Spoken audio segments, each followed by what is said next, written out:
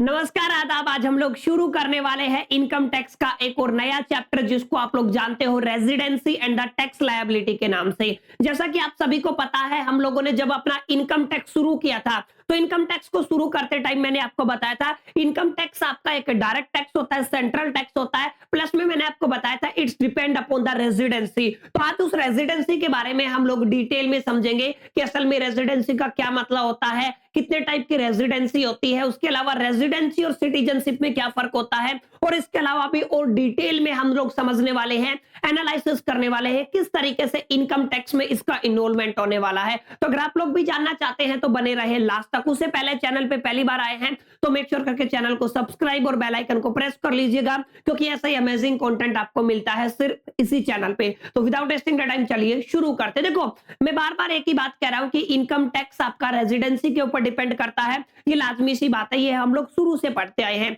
अब रेजिडेंसी का क्या मतलब होता है, एक एसएससी के लिए हम लोग समझेंगे क्या क्या पढ़ने वाले हैं, ध्यान से समझ लीजिए इसमें क्या क्या टॉपिक्स रहने वाले हैं। सबसे पहले माय डियर फ्रेंड्स हम लोग बात करने वाले हैं residency of the SSC. SSC का क्या मतलब होता है, any person who is liable to pay the tax. जो भी पर्सन लायबल होता है टैक्स पे करने के लिए, उसको क्या बोलते हो आप लोग, उसको एसएससी बोलते हो। इसके अलावा इसकी वाइडर डेफिनेशन है। तो उस एसएससी के लिए उसका रेजिडेंस का क्या मतलब होता है, इसके बारे में हम लोग स्टडी करेंगे। आगे हम पढ़ने वाले हैं residence and the citizenship. There is a difference between the residence and the citizenship. बहुत लोगों को लगता है कि रेजिडेंसी और जो सिटीजनशिप है वो दोनों सेम टर्मिनोलॉजी है, लेकिन हम इस सेशन में क्लैरिफाई करेंगे कि दोनों अलग अलग चीजें हैं, और सिटीजनशिप का आपका इनकम टैक्स से कोई लेना देना नहीं है। इसको हम लोग डिटेल में समझेंगे। आगे हम बात करने वाले हैं different types of the resident. कितने टाइप की रेजिडेंसी होती है, कितने टाइप के रेजिडेंट्स होते हैं, यहाँ पे हम लोग उनके सारे टाइप्स को डिटेल में पढ़ेंगे। इसके अलावा हम लोग रेजिडेंसी की बेसिक कंडीशंस को पढ़ने वाले हैं। आगे आपको पढ़ना है additional condition for the residency, और आगे हम पढ़ेंगे डिफरेंट केसेस के बारे में, जो भी केसेस आपके सिलेबस में डाले गए हैं। फिर हम ये देखेंगे इंडिविजुअल के लिए, हिंदू अनडिवाइडेड फैमिली के लिए, फर्म के लिए, association of person and company के लिए। ये कुछ आपका कंटेंट रहने वाला है जो इस चैप्टर में पढ़ाया जाएगा। जैसा कि मैंने आपको बताया, हम कोई भी वीडियो ज्यादा लंबा नहीं खींचेंगे, दैट्स व्हाई मैं कोशिश करूंगा इस कंप्लीट चैप्टर को आपको 2 वीडियोस में पढ़ाने की। फिर भी अगर 2 वीडियोस में कुछ थोड़ा बहुत रह जाता है तो मैं कोशिश करूंगा तीसरे पार्ट में विद न्यूमेरिकल इसको कवर करने की, लेकिन मोस्ट प्रोबेबली आपको 2 वीडियोस मिलेंगी। आज मैं ऑलमोस्ट अप्रोक्सीमेट 50% आपका कवर करा दूंगा इसमें। तो अब समझते हैं एग्जैक्टली डिटेल में क्या कुछ है आपका इनकम टैक्स के लिहाज से पूरा मुद्दा। देखिए, जब आप लोग इस चैप्टर को शुरू करते हैं तो सबसे पहला टॉपिक मैंने बताया रेजिडेंस ऑफ द एसएससी के बारे में हम लोग बात करेंगे, ठीक है। अब यहाँ पे ध्यान से देखिए, पूरा का पूरा गेम इनकम टैक्स के अंदर इनकम का है, क्योंकि टैक्स के स्लैब बने होते हैं, टैक्स का परसेंटेज डिसाइड होता है। हमको जो आपकी टैक्सेबल इनकम कैलकुलेट करनी होती है, जो हम लोग 4 स्टेप में सीख कर भी चुके हैं और वो चीजें सीख भी चुके हैं। अब यहाँ पे मुद्दा क्या है, जो आपकी रेजिडेंस ऑफ द एसएससी का क्या मतलब है, मेरी बात ध्यान से समझना। यहाँ पे साफ साफ लिखा हुआ the scope of the total income of SSC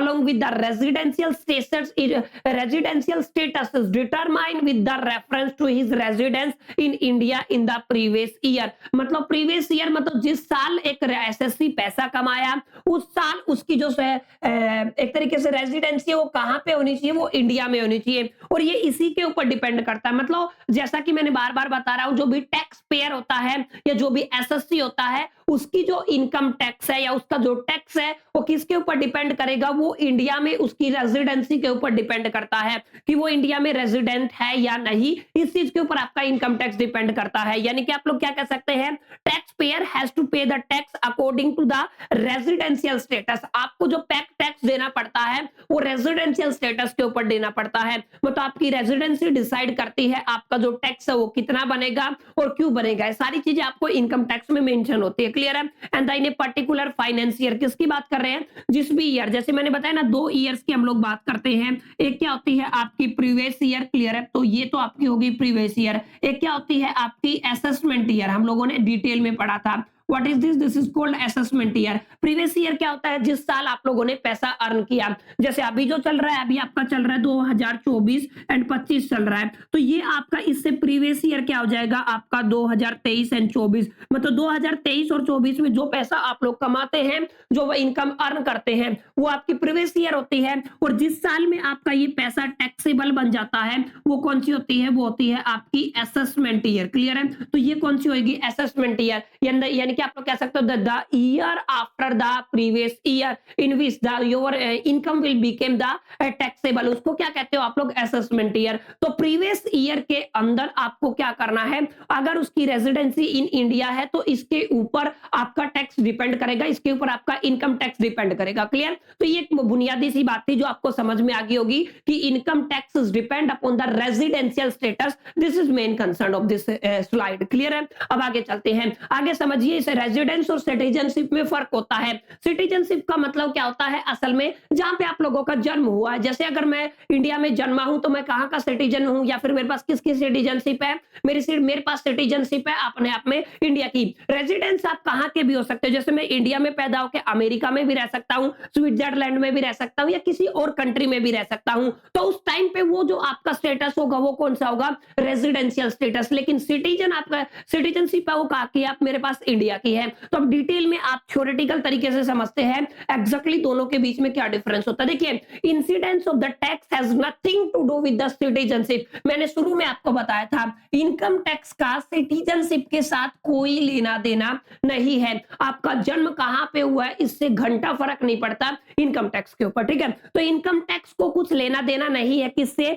citizenship से। आपका लेना देना किससे है? आपकी रेजिडेंसी से है। क्लियर है? आप कहां के रेजिडेंट है, इससे लेना देना है किसको? इनकम को। ठीक है? या फिर इनकम टैक्स को। अब यहां पे देखिए, the residency of a person में change from year to year. आप अपनी रेजिडेंसी को साल के साथ चेंज कर सकते हैं। साल बदलेगा, आप लोग रेजिडेंसी बदल सकते हैं। Citizenship can not be change every year, यानी कि सिटीजनशिप को आप हर साल नहीं बदल सकते हो। एक ये बड़ा फर्क है। देखिए, हमने समझा इनकम टैक्स सिटीजनशिप के ऊपर डिपेंड नहीं करता। उसके बाद हमने देखा सिटीजनशिप हर साल चेंज नहीं की जा सकती है, लेकिन आप अपनी रेजिडेंसी को, अपने रेजिडेंस को या रेजिडेंशियल स्टेटस को क्या कर सकते हो? हर साल चेंज कर सकते हो। इसके अलावा a person may be residence in the more than one country from the same previous year, यानी कि आपका जो पिछला साल है, जिस साल में आपने पैसा कमाया, उस साल के दरमियान एक पर्सन मल्टीपल सिटीज का रेजिडेंट हो सकता है। This is going to be very very important point. ठीक है? तो 3 पॉइंट जो काफी हेल्पफुल है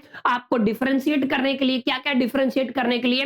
रेजिडेंसी एंड सिटीजनशिप में क्या फर्क होता है। इन शॉर्ट, रेजिडेंसी को आप लोग हर साल चेंज कर सकते हो, या एक साल में आप लोग मल्टीपल सिटीज के रेजिडेंस रह सकते हो। ठीक है? लेकिन सिटीजनशिप को आप लोग हर साल चेंज नहीं कर सकते हो, और सिटीजनशिप का कोई लेना देना इनकम टैक्स के साथ नहीं है। तो ये सेकंड आपका बेसिकली टॉपिक था।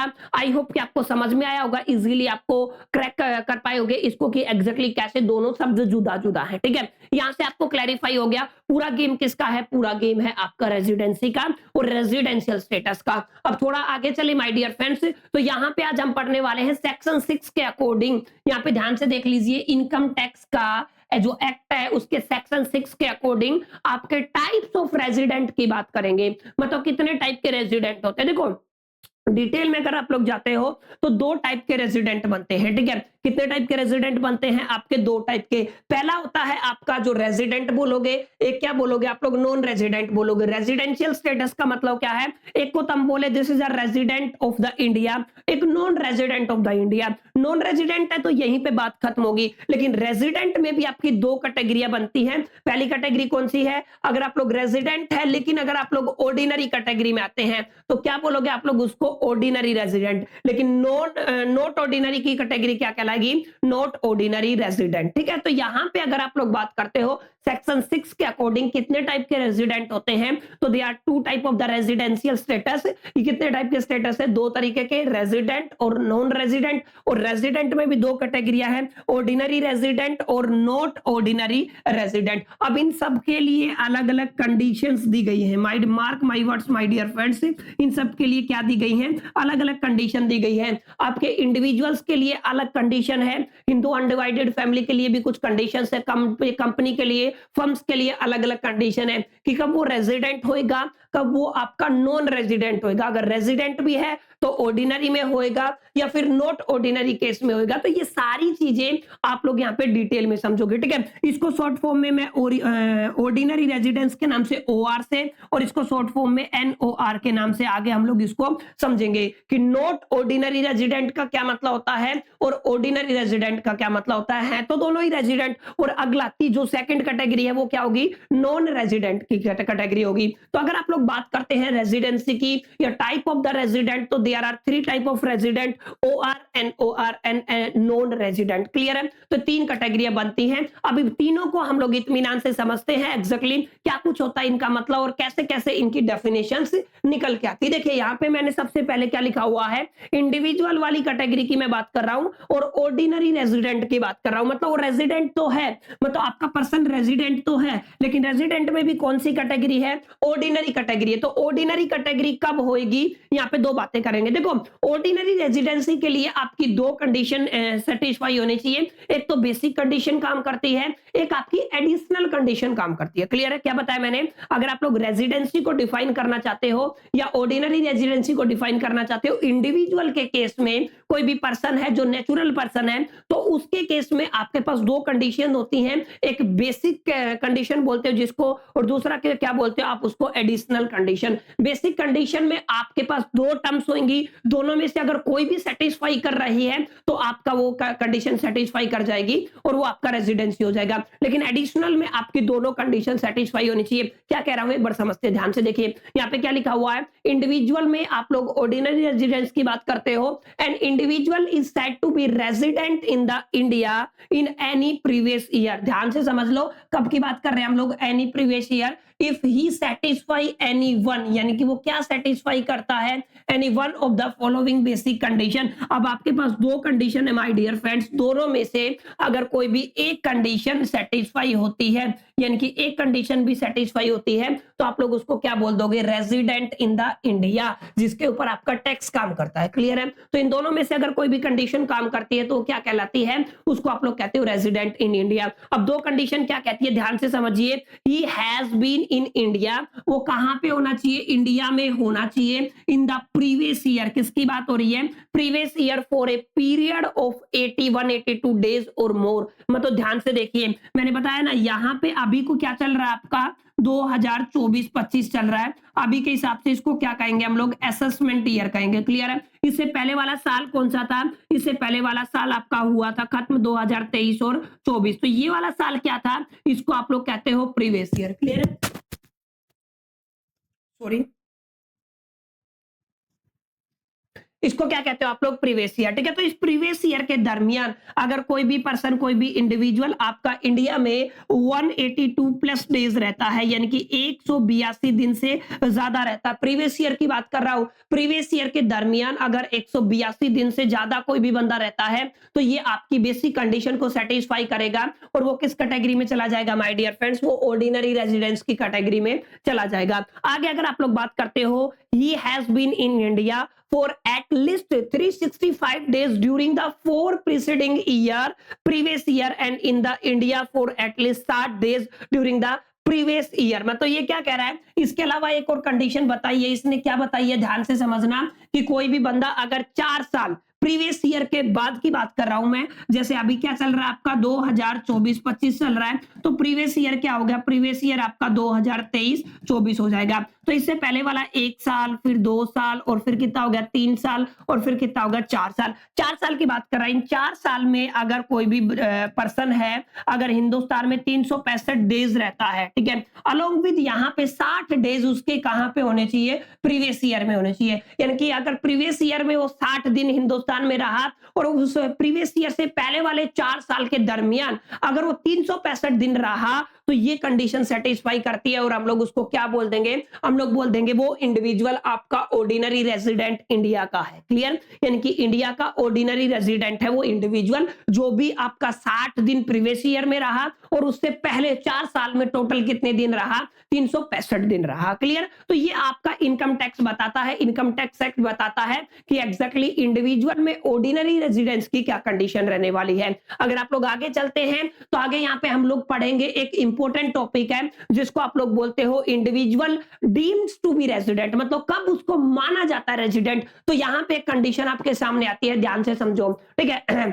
An Indian citizen who is not liable to pay the tax in any other country, एक ऐसा इंडियन सिटीजन जो किसी और कंट्री में टैक्स लायबल नहीं है और किसी भी टेरिटरी में by the reason of his domicile और रेजिडेंस और any other criteria of the similar nature shall be deemed to be the resident in India, मतलब एक ऐसा इंडियन सिटीजन जो किसी और कंट्री में कोई टैक्स के लिए लायबल नहीं, कोई टैक्स पे नहीं करता है, या फिर वो बेसिकली किसी भी टेरिटरी में किसी भी रीजन की वजह से, जैसे उसका डोमिसाइल हो गया, रेजिडेंसी और अदर क्राइटेरिया अगर सेम नेचर का है, तो उसको किस कैटेगरी में रखा जाता है, उसको रखा जाता है deemed to be a resident category में, ठीक है। और यहाँ पे आप लोग समझ पाए होंगे द कंडीशन अप्लाइज क्या होती है, if only if the total income, यानी कि फॉरेन के सोर्सेज की बात कीजिए, इंडिया की बात कर रहे हैं, ठीक है, टोटल इनकम अगर उसकी क्या है एक्सीड कर दे 15 लाख से ड्यूरिंग द प्रीवियस ईयर, अगर उसकी टोटल इनकम प्रीवियस ईयर में 15 लाख को एक्सीड करती है, ठीक है। और मैं यहाँ पे फॉरेनर जितने भी सोर्सेज है उनको कैलकुलेट नहीं कर रहा हूं, अदर देन फॉरेनर सोर्सेज की बात है, तो किस केस में चला जाएगा, वो individual deemed to be residency की कैटेगरी में चला जाएगा, ठीक है। तो इंपॉर्टेंट टर्मिनोलॉजी है जिनका आपको पता होना चाहिए, आपके एग्जामिनेशन में पेपर में आपसे पूछा जाता है, चाहे आप कंपटीशन एस्पेक्ट की बात कर लो या फिर आपके नॉर्मल एग्जामिनेशन की बात कर लो। क्लियर, आई होप कि यहां तक आपको समझ में आ गया होगा, इजीली आप लोग समझ पाए होंगे। अब आगे चलते हैं, आगे ये तो क्लियर हो गया क्या किसको डीम्ड टू माना जाएगा। आगे देखिए एडिशनल कंडीशन की मैंने बात की थी कि कोई भी इंडिविजुअल है अगर वो ओआर की कैटेगरी में जाता है, इंडिया के लिए ऑर्डिनरी रेजिडेंस की कैटेगरी में जाता है, तो उसके लिए एडिशनल कंडीशन होंगी। एडिशनल कंडीशन का मतलब क्या होता है, अगर ये दोनों कंडीशन सेटिस्फाई होती हैं तो ही आप लोग उसको क्या कहोगे, उसको हम लोग कहेंगे बेसिकली क्या, अगर ये दोनों कंडीशन, ठीक है, आप लोग क्या लिखोगे यहाँ पे बेसिकली बोथ कंडीशन, ठीक है, मैं इसको शॉर्ट फॉर्म में लिख देता हूं बोथ कंडीशन, ठीक है। अगर बोथ कंडीशन सेटिस्फाई करती हैं तो आप लोग क्या कहोगे, उसको ही इज द और she is the ordinary resident of the India. इससे पहले हम लोगों ने बेसिक की बात की, तो वहां पे दोनों कंडीशंस में से एक सेटिस्फाई करती है तो वो आपका रेजिडेंस हो जाएगा, ऑर्डिनरी रेजिडेंस हो जाएगा। लेकिन अगर आप लोग बात करते हो एडिशनल कंडीशन की, तो एडिशनल कंडीशन में दोनों सेटिस्फाई होनी चाहिए। दोनों क्या कहती है, देखिए, he has been resident in India at least 2 out of the 10 previous year, यानी कि प्रीवियस ईयर 10 प्रीवियस ईयर है। क्लियर है, यहाँ पे 1 हो गया, यहाँ पे 2 3 4, यानी कि पिछले 10 की बात कर रहा है, तो मिनिमम 2 साल वो प्रीवियस ईयर, 2 प्रीवियस ईयर कहां पे होना चाहिए, इंडिया में होना चाहिए, ठीक है। प्रिस्क्राइबिंग या फिर preceding the relevant previous year. Clear, यानी कि वो आपके 10 में से कम कितना साल हिंदुस्तान में हो, 2 साल हिंदुस्तान में हो। आगे क्या कह रहा है, she has been in India at least 730 days, यानी कि वो कितने दिन रहना चाहिए, 730 डेज रहना चाहिए। क्लियर है, in all during the 7 previous year, यानी कि कब की बात हो रही है, ये ऑल ड्यूरिंग 7 प्रीवियस ईयर, यानी कि पिछले 7 साल उठा के देख लीजिए, 7 प्रीवियस ईयर। क्लियर है, तो वो क्या कहलाएगा, वो आपका कहलाता है my dear friends OR, ordinary residence of the India. ये कौन सी कंडीशन है, ये एडिशनल कंडीशन है। अगर आप लोग बेसिक कंडीशन की बात करते हैं तो बेसिक में दोनों में से अगर कोई भी सेटिस्फाई करता है तो वो हो जाएगा वहां पे, लेकिन यहाँ पे दोनों कंडीशन सेटिस्फाई होनी चाहिए। 10 में से 2 साल रहना चाहिए और पिछले 7 साल में वो कितना टाइम आपका हिंदुस्तान में रहना चाहिए, 730 दिन रहना चाहिए। तो अगर ये कंडीशन सेटिस्फाई करती है ना, तो किस कैटेगरी में चले जाएगा, वो ओआर ऑफ इंडिया, यानी कि ordinary residence of the India की कैटेगरी में चला जाता है। ठीक है, आई होप कितना आपको समझ में आया होगा। अब यहाँ पे नॉन